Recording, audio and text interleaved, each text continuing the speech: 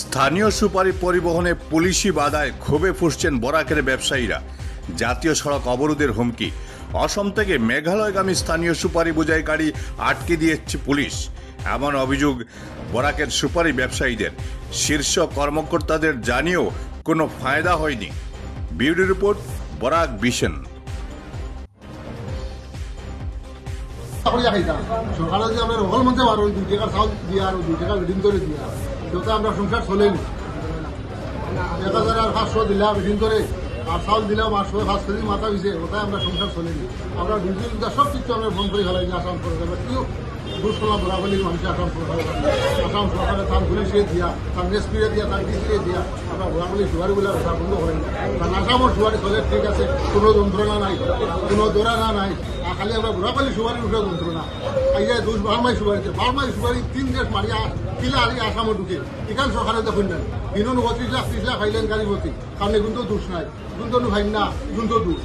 এখন কিতা লাগে অত গেট ফাঁস দিয়ে অত বর্ডার ফাঁস দিয়ে এখন কিলাইলে বরাবলি এখন আটাইতে পারবি না গাড়ি ভরি আর খালি বরাবলি সুপারি উঠে উঠে গোটা এখন না বেসলে গরিব মানুষ চলতো গিলা তাইলে তো গরিব মানুষের মাথা হয়েছে মাসে 5,000 করে দোকান সব পরিবার সুপারি সবাই সব খাটিত না, ব্যস্ত না, বাজার বাড়িত না, সব করে বলি খাই।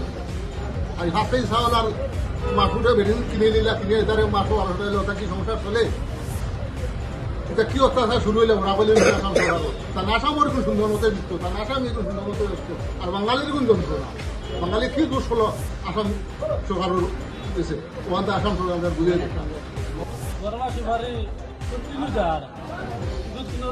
কোনো ধরা নাই, কিন্তু আমরা লাল সুপারিটা একটা লাগে প্রশাসনে এটা আমরা কোনো বুঝতে পারি না।